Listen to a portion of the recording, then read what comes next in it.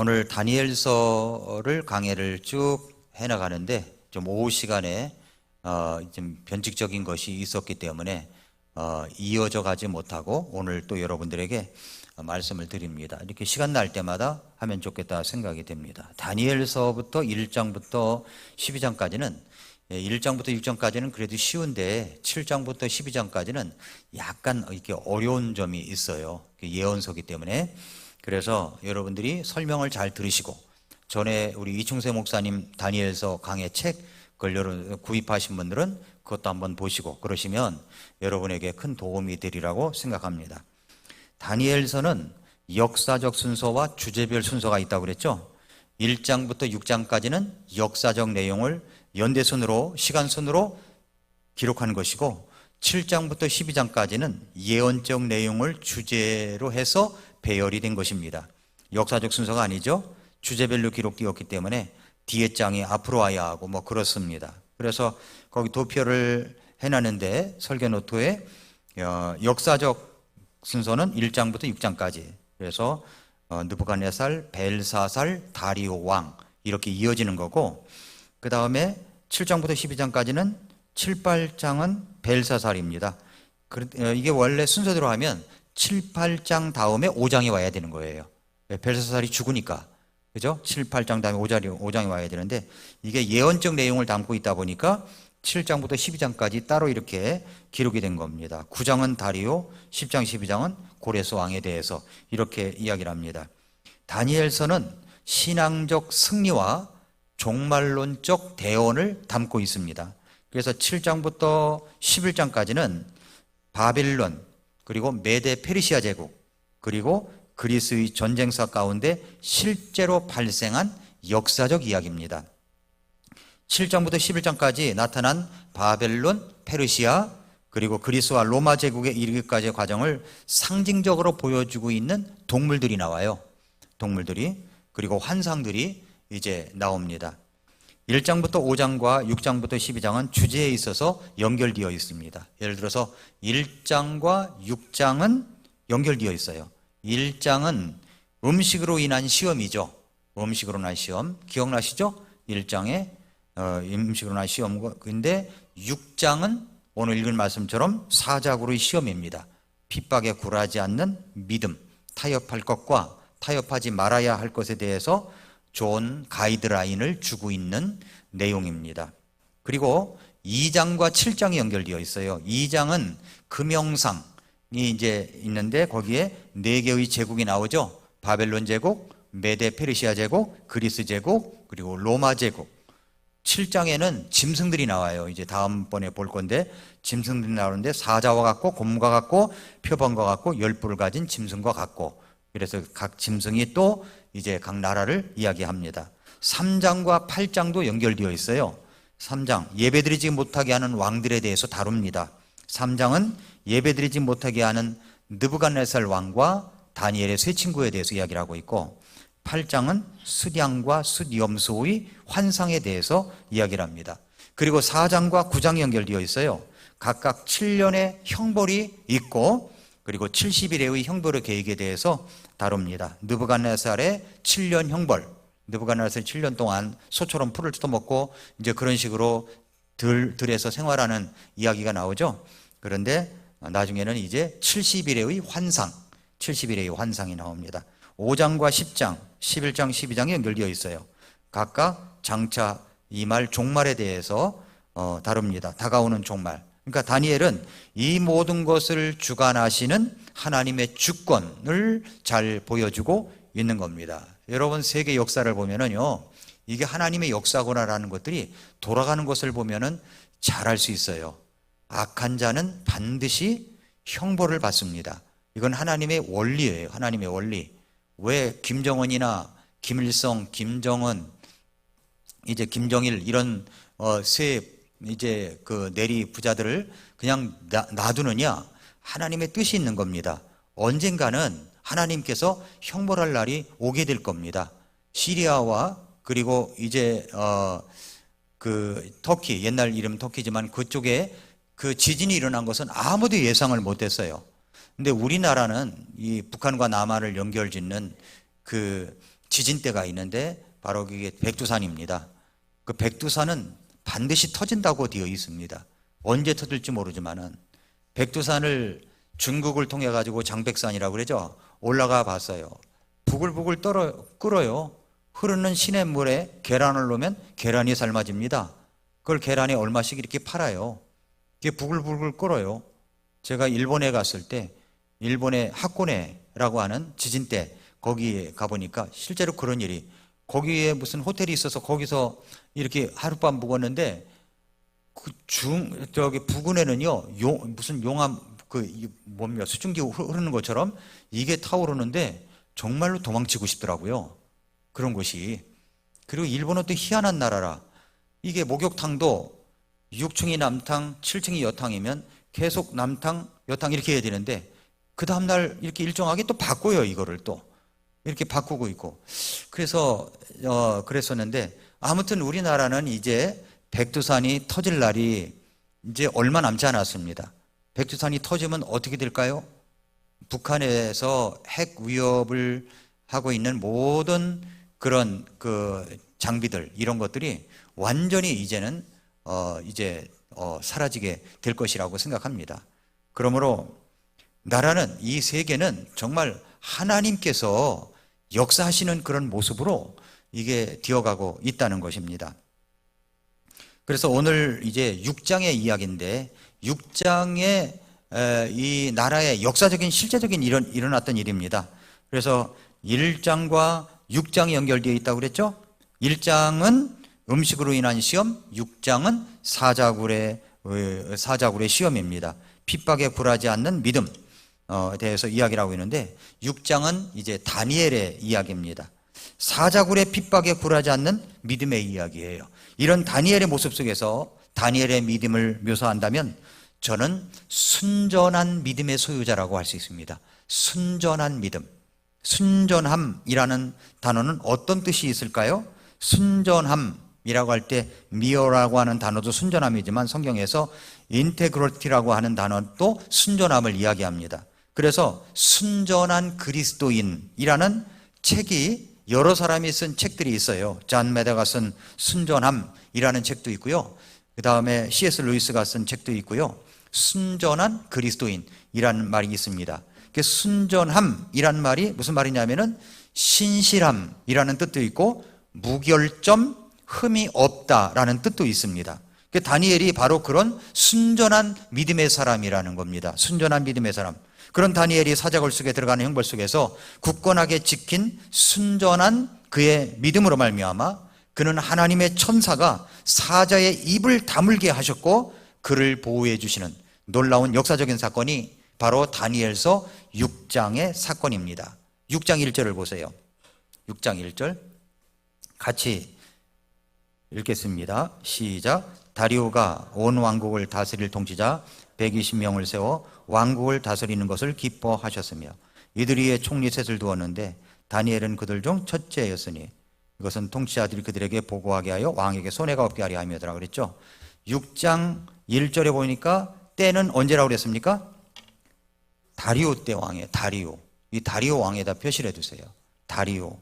그러면 다리오가 누구냐는 겁니다. 다리오가 누굴까요? 우리 지난 시간에 5장에서는 누가 죽었습니까? 누가 죽었나요?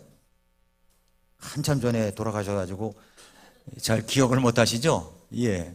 벨사살 왕이 죽었죠. 그렇죠?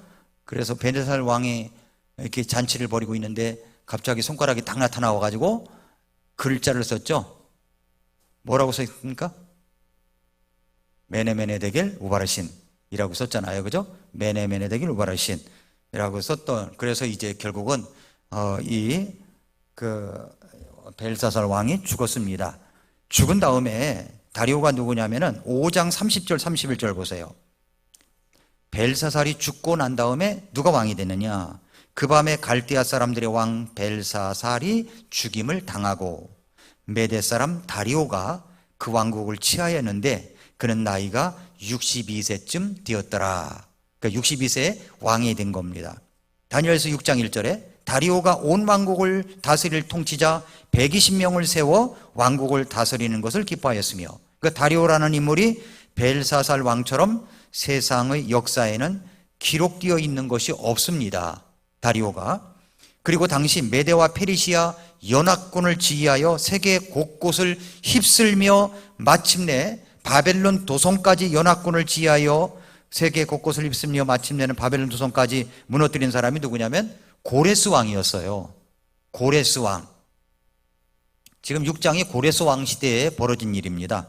그런데 왜 바벨론이 멸망한 뒤에 새로 들어선 나라의 지도자를 다리오라고 했을까요? 왜 다리오라고 했을까요?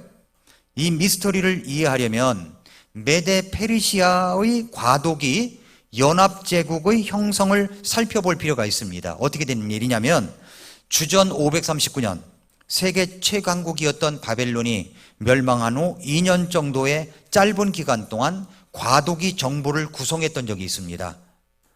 원래 메데와 페르시아는 북과 남으로 나누어진 나라였고 메데가 영토와 인구, 군사와 페르시아는 북과 남으로 나눈 나라였고 메데가 영토와 인구, 군사와 경제력 등 모든 면에서 페르시아를 훨씬 압도한 그런 것이었습니다. 그러나 페르시아의 왕과 메데의 공주가 결혼하면서 두 나라 사이에 혼인 동맹이 맺어졌고 그 사이에 누가 태어나냐면 고레스가 태어나며 상황이 달라졌습니다. 사실 이때까지만 해도 동맹이라고는 하지만 페르시아는 거의 메데의 속국에 가까웠어요. 하지만 시간이 지나서 주전 559년에 고레스가 왕이 되면서부터 하루가 다르게 국력이 신장했고 마침내 그가 이끄는 페르시아 아군이 주전 550년에 메데 제국의 수도를 함락하여 메데 제국을 완전히 멸망을 시켰습니다. 그러나 그 시점에서 고레스가 뛰어난 절제력을 발휘해가지고 그의 몸에는 메데인의 피가 흐르고 있긴 하지만 더 큰 세계의 정복을 위해서 메데의 힘이 필요했어요. 그래서 자신의 외삼촌격인 메데의 왕을 극진히 우대하여 동맹을 맺고 메데의 병력까지 흡수해가지고 정복 전쟁에 나섰습니다. 많은 강대국들을 수년 사이에 무너뜨릴 수 있었던 것도 이 때문에 가능했던 거죠. 그래서 고레스 왕은 여세를 몰아서 주전 539년 유프라테스 강물을 마르게 하는 기상천외한 전략으로다가 물론 하나님이 하신 일이지만 최고의 숙적 바벨론 도성을 함락시키고 말았는데 이때가 왕위에 오른 지 20년째 되던 해였습니다. 이후에 고레스는 메데 페르시아 과도기 연합제국을 세우고 임시 수도를 바벨론으로 정했습니다. 그리고 자신의 외삼촌이기도 한 메데의 왕을 연합제국의 지도자로 임명하는데 그 지도자가 누구냐면 바로 다리오라는 거예요. 다리오. 이때 다리오의 나이가 62세였다는 겁니다. 62세. 고레스가 세계 정복을 나서면서 이렇게 행정적인 것을 맡기고 떠난 거예요. 누구에게? 다리오에게. 그때 6장이 이제 그 시대에 일어난 일이라는 겁니다. 그래서 이제 장군이라기보다는 어떤 차분하고 뛰어난 행정가에 가까웠던 이 다리오 왕은 고레스가 정복 전쟁을 수행하고 있는 동안에 바벨론 정복 전쟁을 수행하고 있는 그 동안에 바벨론 도성에 머물면서 짧은 기간 내에 갑자기 커진 메데 페르시아 제국 전체의 행정을 정비하는 작업을 한 사람이 다리오 왕이라는 겁니다. 그렇게 해서 이제 다니엘서 6장이 쫙 하고 열리는 거예요. 다리오가 왕이 돼가지고 온 왕국을 다스릴 통치자 120명을 세우게 됩니다. 왜냐하면 다리오가 행정의 달인이라 그냥 이게 마음대로 이게 나라가 이렇게 통제되는 게 아니라 그래도 이 120명의 어떤 치리자들을 세워야 되겠다, 통치자를 세워야 되겠다 세웠습니다. 그리고 이들 위에 총리 3명을 세운 거예요. 총리 3명. 근데 총리 3명 중에서 첫째 가는 사람이 누구냐면은 바로 다니엘이었다는 겁니다. 그러니까 다니엘은 왕들이 바뀌어도요 인정을 받는 사람이었어요. 탁월한 행정가였고 탁월한 리더십이 있는 정치가였습니다.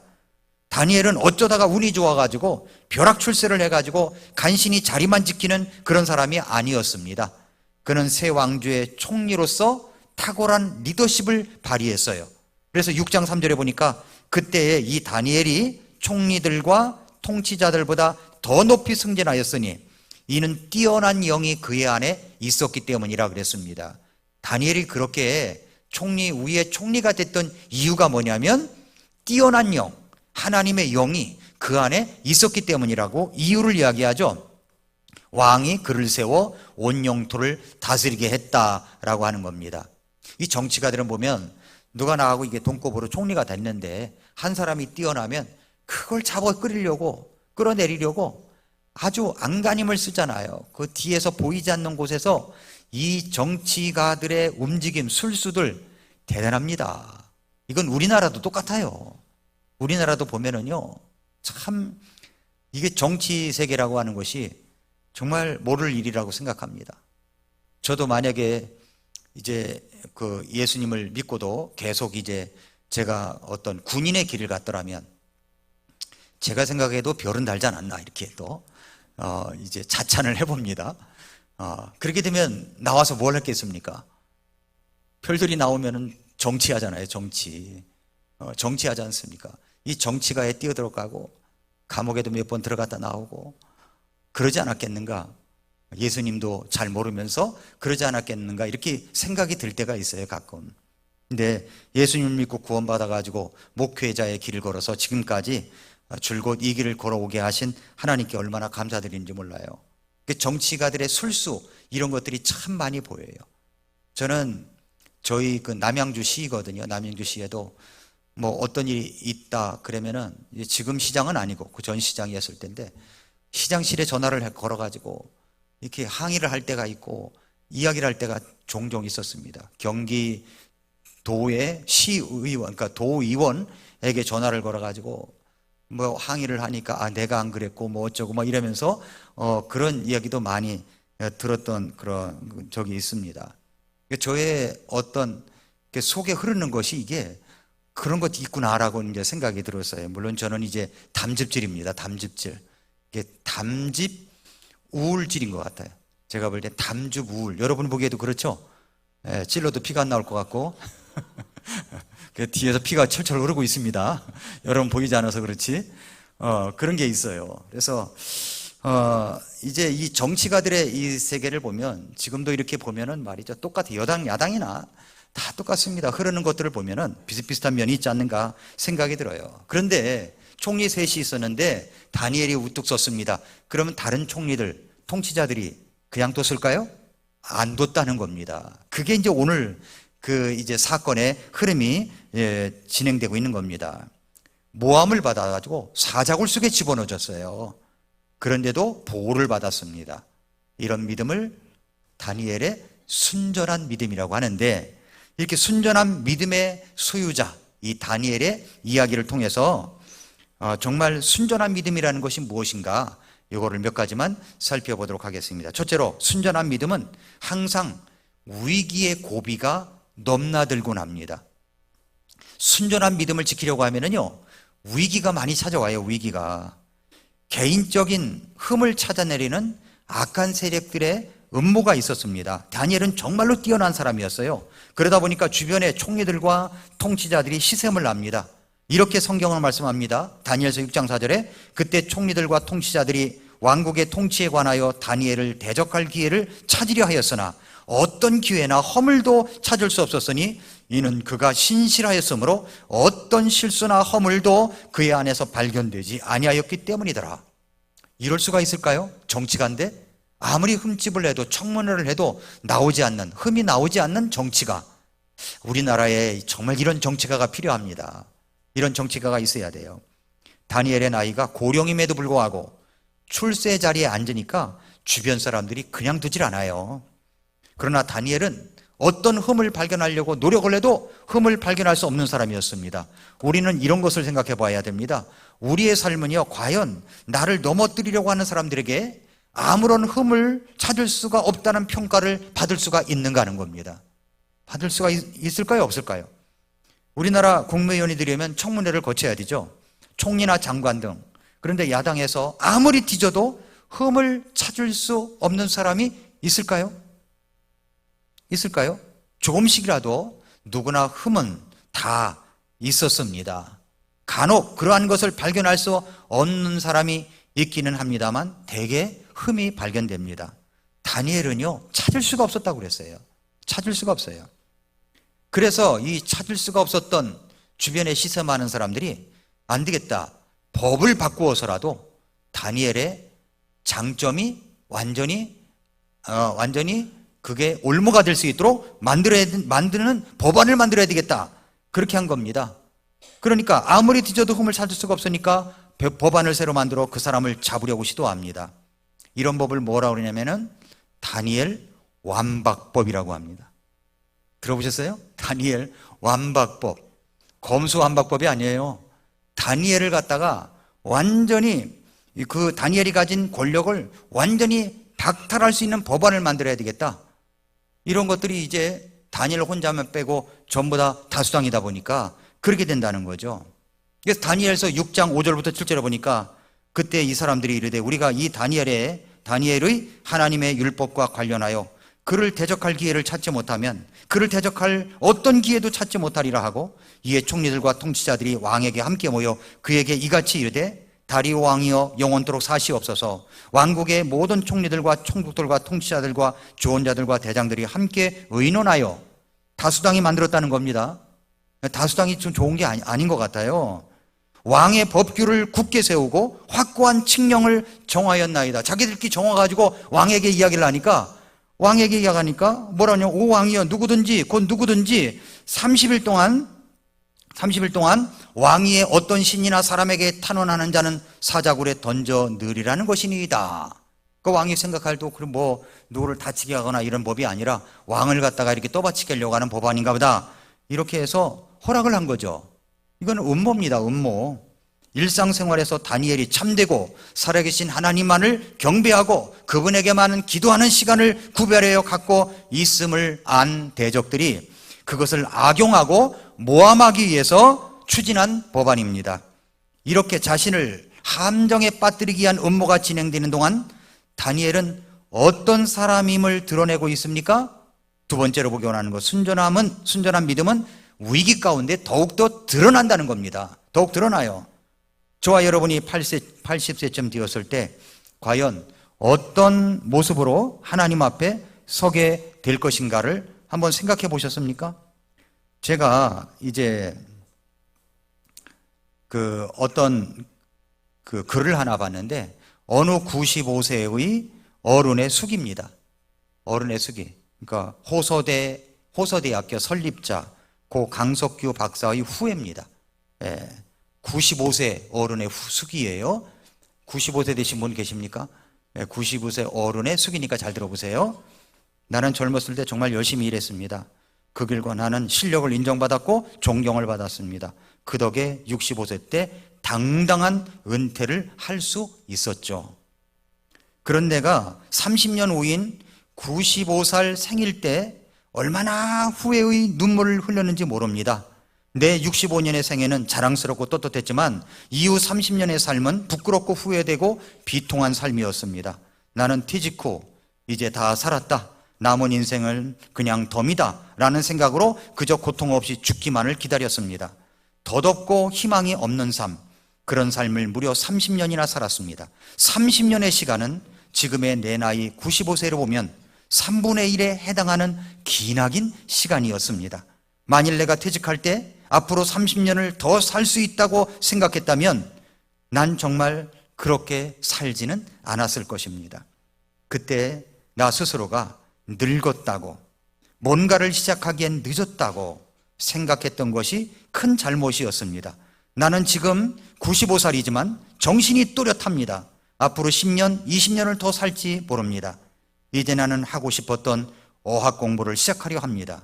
그 이유는 단 한 가지, 10년 후 맞이하게 될 105번째 생일날 95살 때 아무것도 시작하지 않았는지 후회하지 않기 위해서입니다. 이렇게 이야기를 했어요.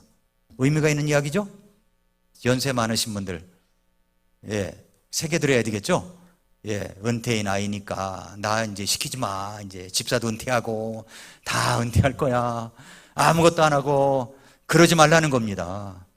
그러지 말라는 거예요. 어떻게 하라는 거예요? 105살까지 살 목표를 정하고 추진하라는 거죠. 그렇게 나가는 겁니다. 저와 여러분이 80살 되었을 때 과연 어떤 모습으로 하나님 앞에 서게 될 것인가를 생각해 보셨습니까? 이 다니엘의 모습을 보면은요, 시편 92편 12절부터 15절 말씀이 떠올라요. 한번 볼까요? 시편 92편 12절부터 15절까지 말씀입니다. 예.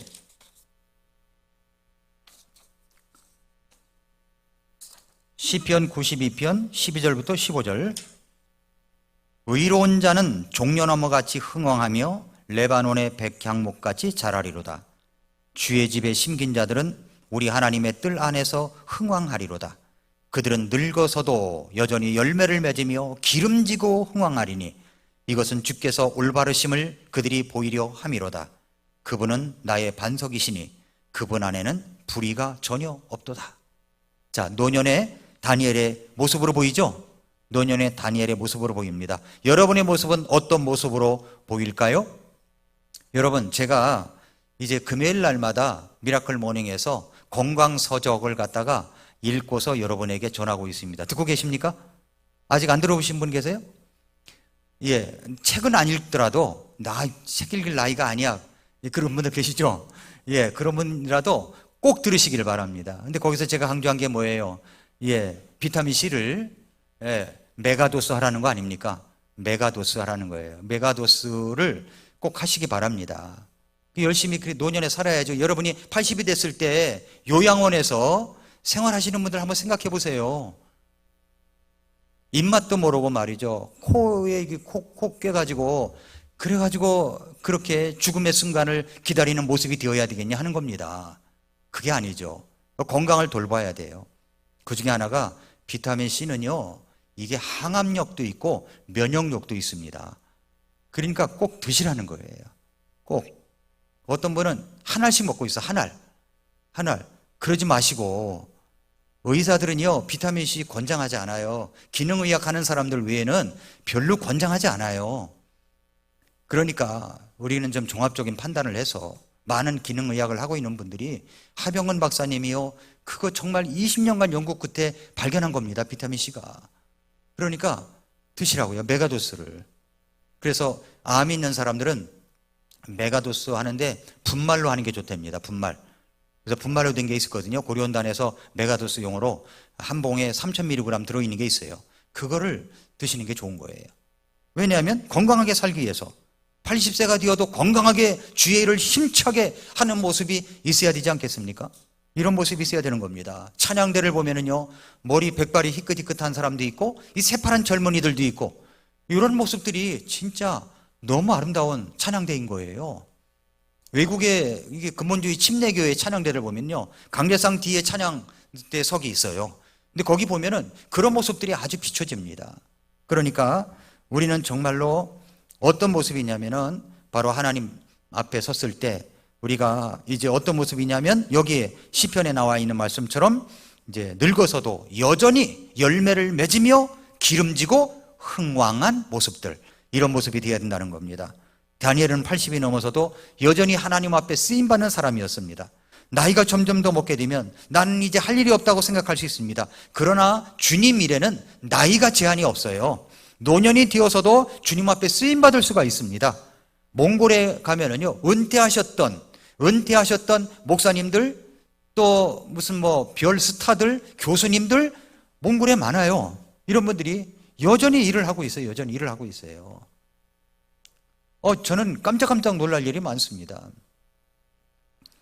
그런 다니엘은 나이가 들었어도요, 위기가 닥쳐왔을 때도 순전한 믿음이 더 드러났어요. 순전한 믿음. 어떻게 드러났느냐면, 순전한 믿음을 가진 사람은요, 뛰어난 영으로 충만합니다. 6장 3절에 그랬죠. 다니엘은 뛰어난 영이 그의 안에 있었기 때문에 다리오 왕이 인정했던 사람입니다. 다니엘의 특징이 뭐냐? 뛰어난 영이 그 안에 있는 거예요. 성령 충만함이 있는 겁니다. 다니엘은 지혜와 탁월한 판단력을 가지고 있는 사람이었습니다. 그가 가진 지혜와 판단력은요, 다른 사람이 따라오지를 못했어요. 다니엘은 성령의 사람이었습니다.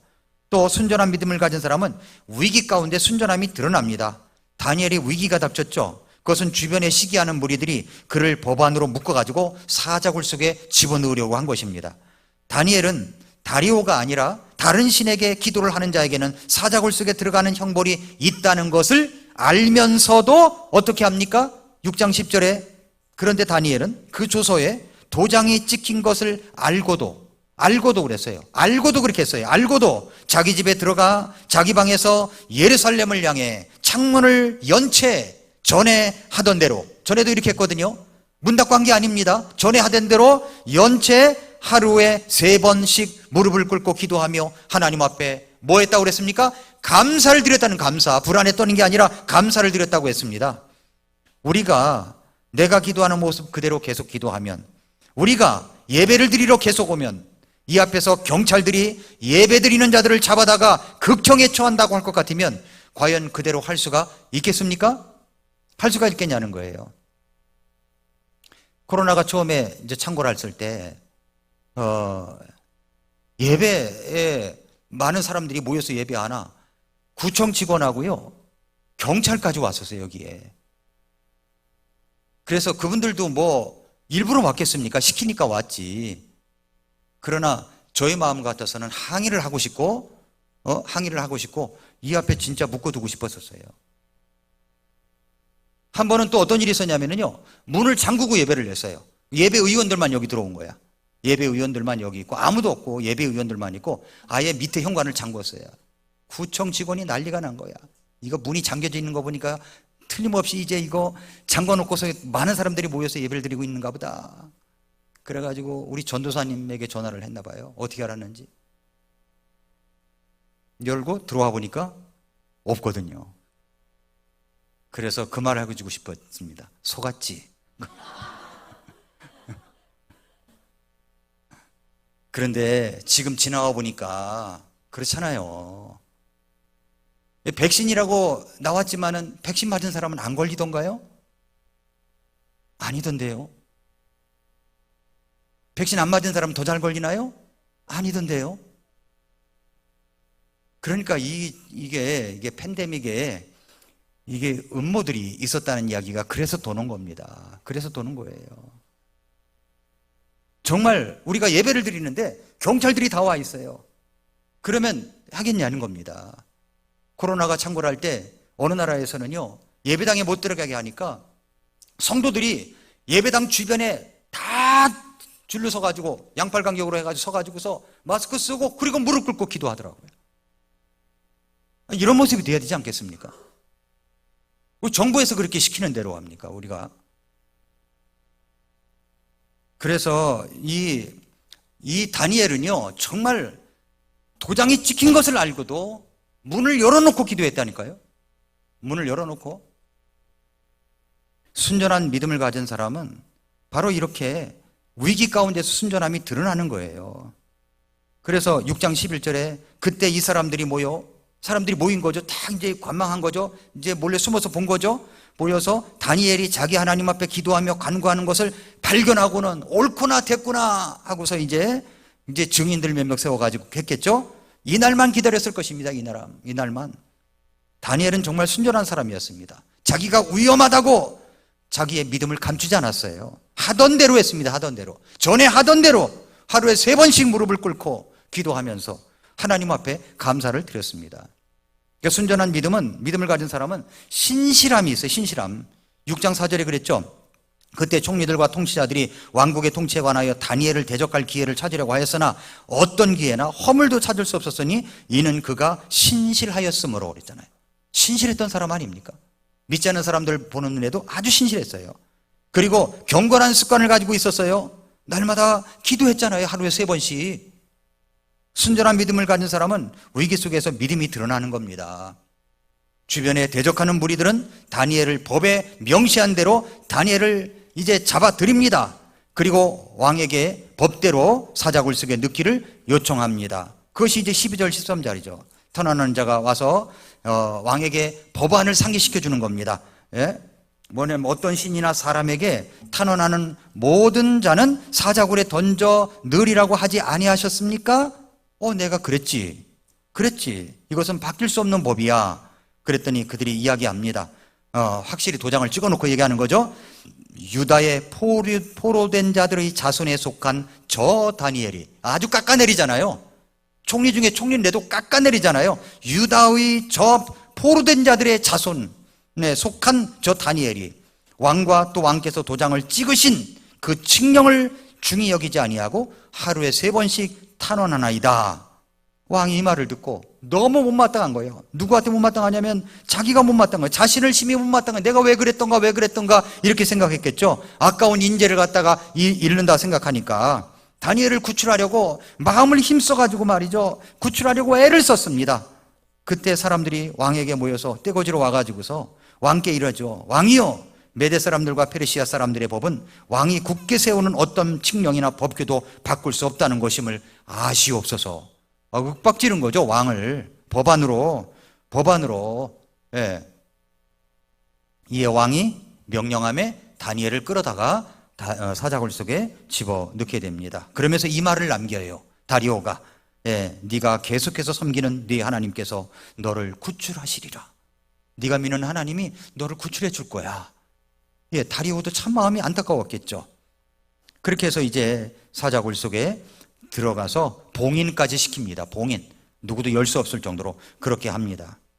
근데 18절 보세요. 그때 왕이 자기 궁궐에 가서 금식하며 밤을 지내고, 금식하면서 밥도 식음을 전폐하면서 밤을 꼬박 세운 거예요. 귀한 사람을 내가 잃을 것을 생각하니까. 그러니까 다리오 왕은 참 훌륭한 왕이었던 것 같아요.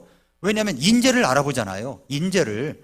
그래서 자기 앞에 악기도 들여오지 못하게 하고 잠들이지 못하였고, 아침에 매우 일찍 일어났다고 그랬어요. 일찍 일어나가 아니에요. 그냥 매우 일찍 일어난 거야. 매우 일찍 일어나가지고 급히 어디부터 뛰어가요? 사자굴부터 뛰어가잖아요. 사자굴로. 그러면서 왕이 굴에 가서는 슬픈 목소리로, 죽었을지도 몰라, 그러면서 다니엘에게 소리를 지르며, 다니엘에게 뭐라 그러냐면, 오 살아계시는 하나님의 종 다니엘아, 네가 계속해서 섬기는 네 하나님께서 너를 사자들에게서 구출할 수 있느냐?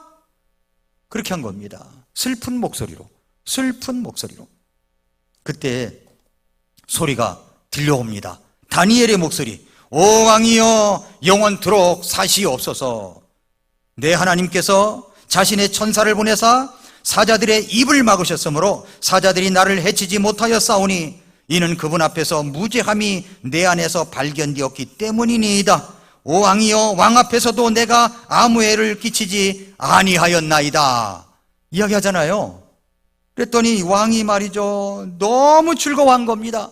너무 기뻐가지고 명령하면서 다니엘을 굴에서 끌어올리게 했어요. 끌어올리게 했습니다. 올리게 해가지고 다니엘을 굴에서 끌어올리고는 그의 몸에 아무 상처도 발견하지 못하였는데 왜 그랬다고 그랬어요? 23절에 이는 그가 자기 하나님을 믿었기 때문이라. 믿음으로, 순전한 믿음이 보호가 된 겁니다. 보호가 된 거예요. 자, 그랬더니 이제 결국은 어떻게 됐어요? 순전한 믿음은 사자굴 속일지라도 하나님이 지켜주십니다. 믿으십니까? 손해 날까봐, 뭔가 마이너스 될까봐 이리저리 쭈삣쭈삣하고 타협하지 말라는 거예요. 사자밥이 될지라도 그리하지 아니하실지라도 우리는 순전한 믿음을 지켜야 된다는 거죠. 다리오 왕이 순간적으로 기뻤지만 순간적으로 화가 났나 봐요. 화가 나가지고 이 아무 잘못도 없는 다니엘을 죽이려고 하다니 하면서 24절에 왕이 명령하며 저들이 다니엘을 고소한 그 사람을 데려오고 그들만 그런 게 아니에요. 그들의 자식들과 아내들을 사자굴에 던져 넣었습니다. 니들이 한번 당해봐 해가지고 아예 일가족, 그 모든 그 음모했던 사람들, 가족까지도 전부 다 사자굴에 집어넣습니다. 그들이 어떻게 됐습니까? 굴바닥에 다다르기도 전에 사자들이 그들을 잡아채며 그들의 모든 뼈를 부수어 산산조각 내었더라. 그때 다리오 왕이 온 땅에 거하는 모든 백성들과 민족들과 언어들에게 조서를 써서 이르되 너희에게 화평이 있기를 많이 있기를 원하노라. 그러면서 한 칙령을 내립니다. 칙령을, 이건 바꿀 수 없는 칙령이에요. 내 왕국의 모든 통치 영역 안에 있는 사람들은 다니엘의 하나님 앞에서 떨며 두려워할지니라. 그분은 살아계시는 하나님이시요 영원토록 변하지 아니하실 분이시며 그분의 왕국은 멸망하지 아니하고 그분의 통치는 끝까지 이르르다. 그분은 구출하기도 하시고 구조하기도 하시며 하늘에서와 땅에서 표적들과 이적들을 행하시는데 그분께서 다니엘을 사자들의 권세에서 구출하셨도다 하였더라 라고 한 겁니다. 놀라운 일이죠? 드라마보다 더 재밌죠. 이게 너무 진지하고 우리 성도님들 보니까 너무 진지하게 들으시는 것 같아서 드라마에 훅 빠져드는 것 같은 느낌입니다. 정말 그렇잖아요. 다니엘의 믿음 우리가 본받아야 됩니다. 타협하지 마세요. 세상엔 타협하려면요 수도 없이 많아요. 타협할 것들이. 그래서 주님 안에서 인정받는 사자굴 속에 들어갈지라도 순전한 믿음은 보호가 된다는 겁니다. 사자굴새 지키는 방법은 뭐예요? 하나님의 천사가 와가지고 입만 딱 다물게 입 다물어 꽉 하면 끝나는 겁니다. 숨소리도 내지 마. 그럼 끝나는 거예요. 문제는 간단합니다. 그런데 다니엘이 올라오니 하나님의 천사도 거기 없잖아요. 그러니 사자들이 본성이 나타난 거죠. 결국은 법안을 만들어가지고 어떤 것을 올가매고 막 죽이려고 하고 음모를 시키려고 했던 것, 그 법안 가지고 그대로 자기들이 당하는 결과를 가져오게 된 것입니다. 그러나 하나님의 사람은 보호가 되는 것입니다. 사랑하는 성도 여러분, 우리 다니엘의 믿음을 좀 가지십시다. 우리가 다니엘처럼 하나님을 기쁘시게 하면 하나님도 우리를 기쁘게 하실 줄 믿습니다. 믿으십니까? 네, 기도하겠습니다.